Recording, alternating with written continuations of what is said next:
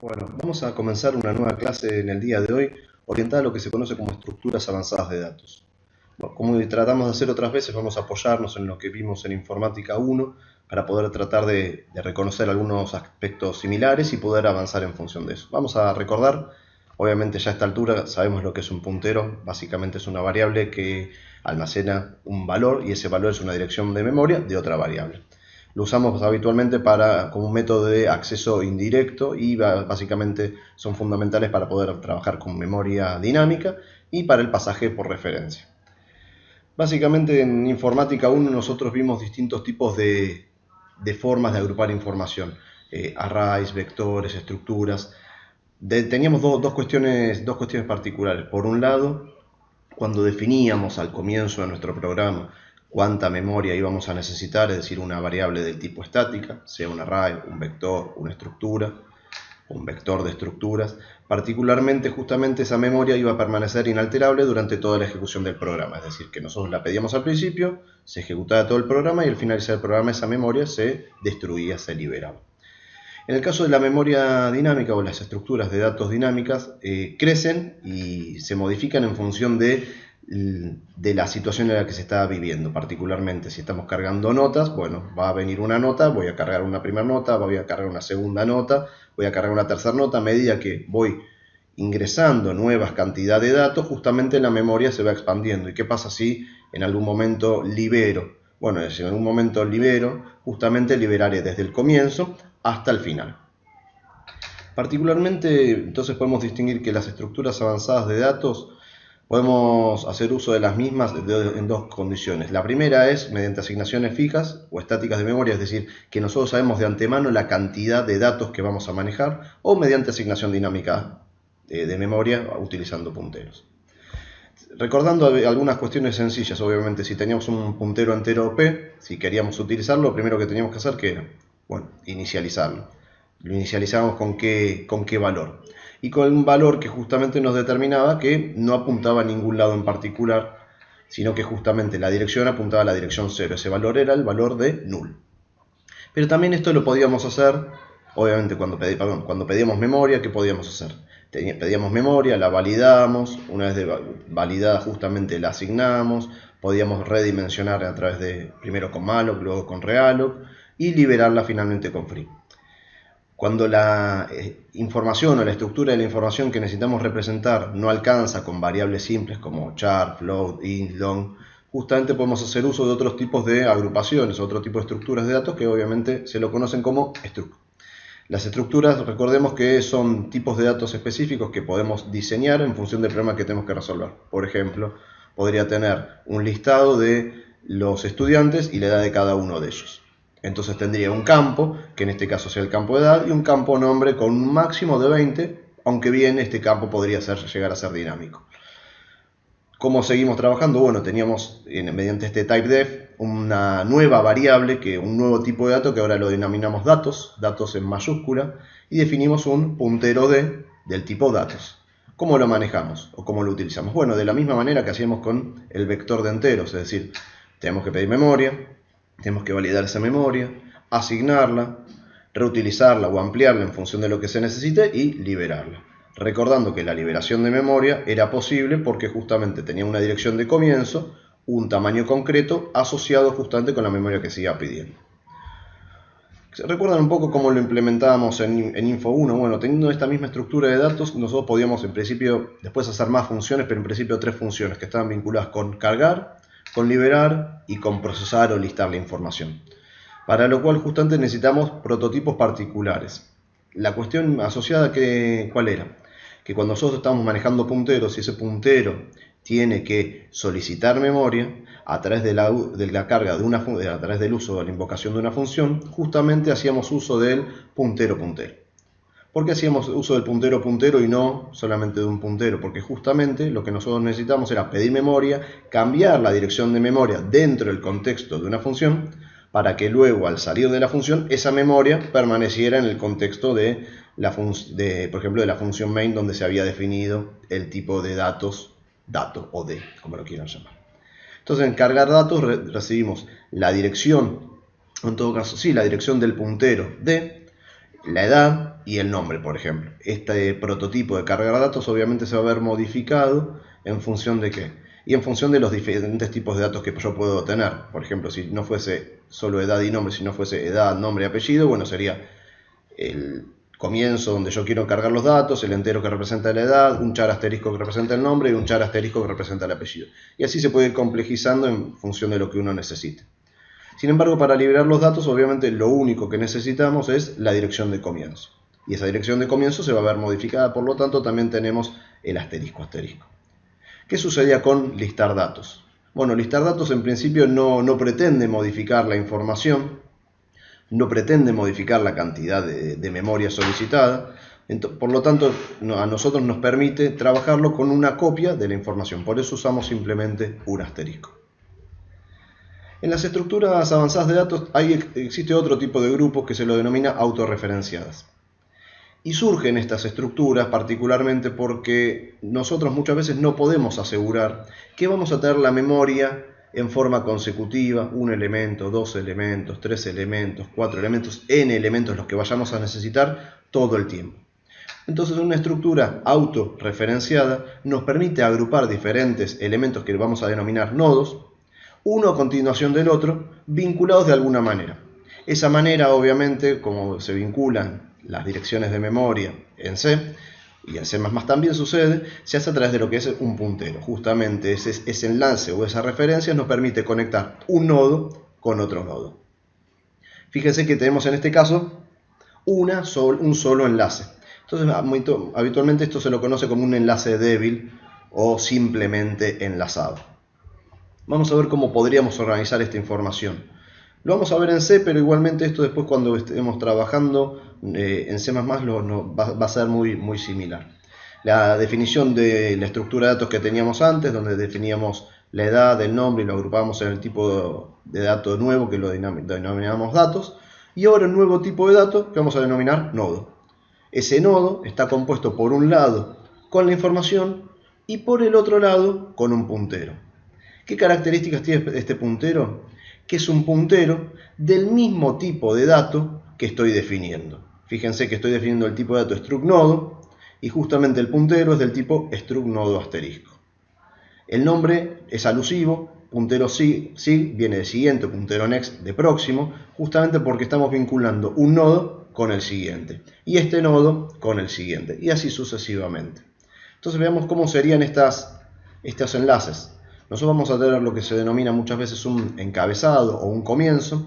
Ese comienzo va a apuntar a un nodo y ese nodo en su interior va a contener un puntero que va a apuntar a otro nodo del mismo tipo de dato. Es decir, esto es posible porque obviamente estamos agrupando mismos tipos de información. Volvamos un poquito al slide anterior. Fíjense que por un lado nosotros ¿qué estamos haciendo? Tenemos la información y por el otro lado tenemos la forma en que se organiza la información. Veámoslo en el gráfico. Tenemos justamente E1, E2, E3, corresponden a ¿qué? A cada uno de los vínculos asociados a la información. Al de datos 1, si lo quieren llamar, datos 2, datos 3, datos n. Sin embargo, después tenemos un puntero siguiente del nodo, de struct nodo, que nos permite enlazar o vincular un nodo con otro. Hay tres formas generalmente de poder indicar cuál es el último elemento. Fíjense que podemos tener, digamos, una raya, podemos ponerlo a masa o podemos hacer que apunte a null. Habitualmente nos gusta utilizar llevarlo a masa, llevarlo a tierra, como somos electrónicos, bueno, justamente es una representación gráfica que nos permite dar cuenta de cuál es el último nodo. Y la pregunta es, ¿por qué necesitamos saber cuál es el último nodo? ¿Acaso yo no estoy pidiendo memoria para poder manejarme? La realidad es que yo voy pidiendo memoria de a un nodo por vez.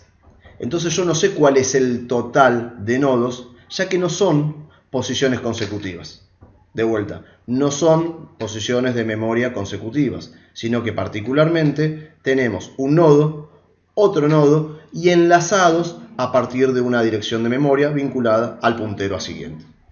Entonces veamos cómo sería esta implementación. En lugar de tener cargar datos, liberar datos y listar datos, justamente lo que tenemos es cargar nodo, y en cargar nodo vamos a tener que hacer lo mismo que hacíamos antes, es decir, tenemos que recibir un puntero a nodo, Luego ahora, fíjense, esta cuestión es que estamos separando la estructura de nodos, es decir, la lógica con la que se organizará la información, de la estructura vinculada a la información. Por eso ya directamente no recibimos un entero y un char asterisco, o un entero, un char asterisco y otro char asterisco referido a edad, nombre y apellido, sino que recibimos un puntero al tipo de estructura que está vinculada a la información, en este caso datos.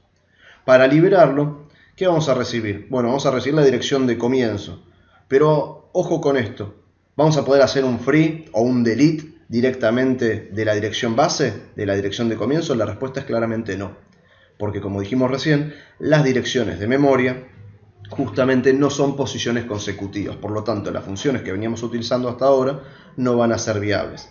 Por lo tanto va a depender de nosotros, de la lógica que utilicemos para poder organizar esta información. Y por último entonces tenemos la función listar datos. Acá quedó un error, la función listar nodo. La función listar nodo justamente recibe una copia de la dirección base para poder recorrer cada uno de los nodos. ¿Y cómo sé cuál es el nodo siguiente?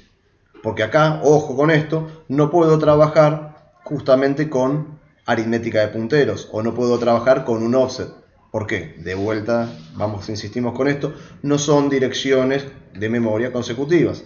Por lo tanto, yo voy a acceder al primer nodo, luego voy a chequear que ese puntero siguiente no sea null. Si no es null, justamente significa que hay otro nodo. Y si apunta a un nodo siguiente cuyo valor es null, significa particularmente que es el último elemento. Existen diferentes formas de poder organizar la información.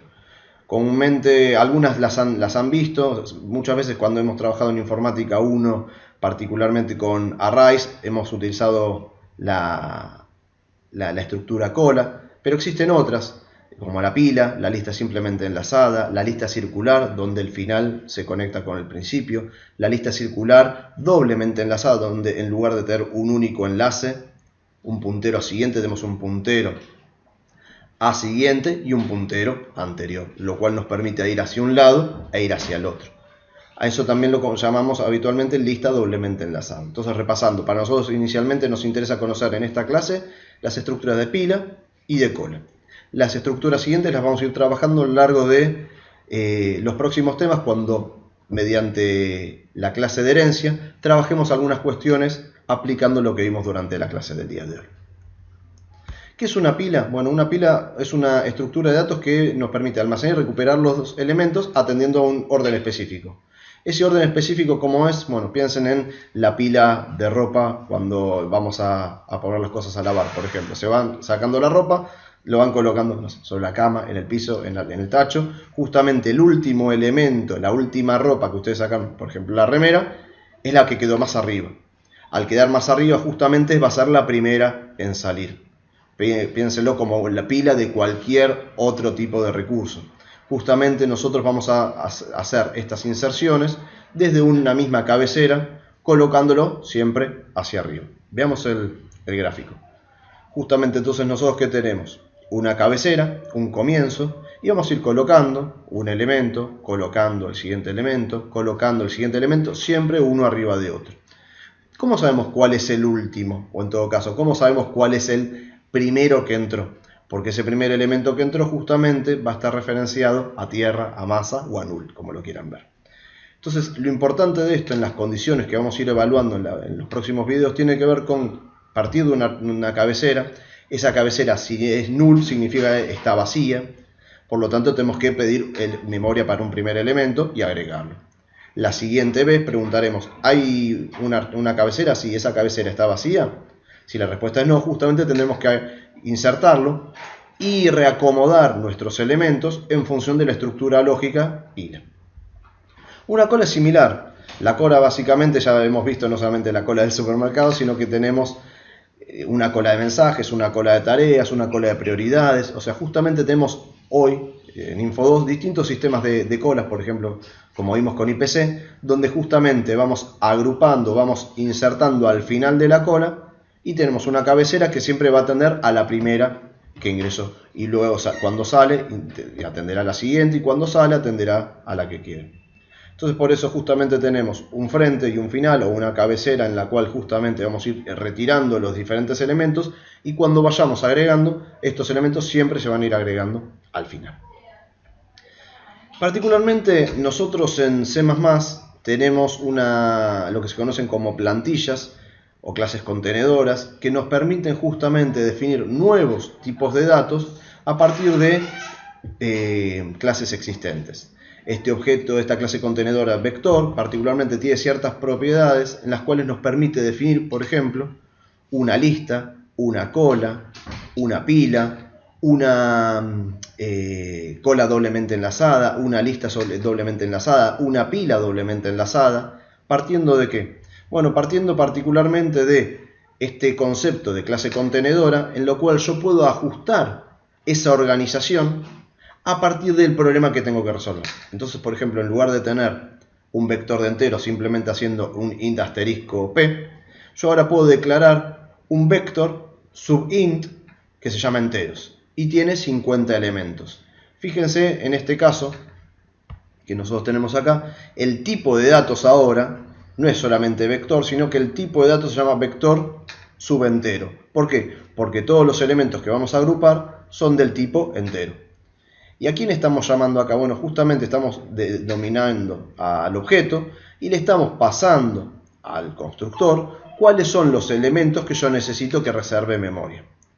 Pero también podemos hacer esto vinculado a strings, ya que vimos después de la clase cadena justamente que había un tipo de dato que se denominaba string.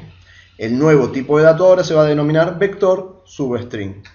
Todos los métodos van a venir derivados o van a venir asociados a esta clase contenedora vector o a este template. Por lo tanto, van a existir ya métodos para insertar, para remover, para obtener el tamaño, para listar.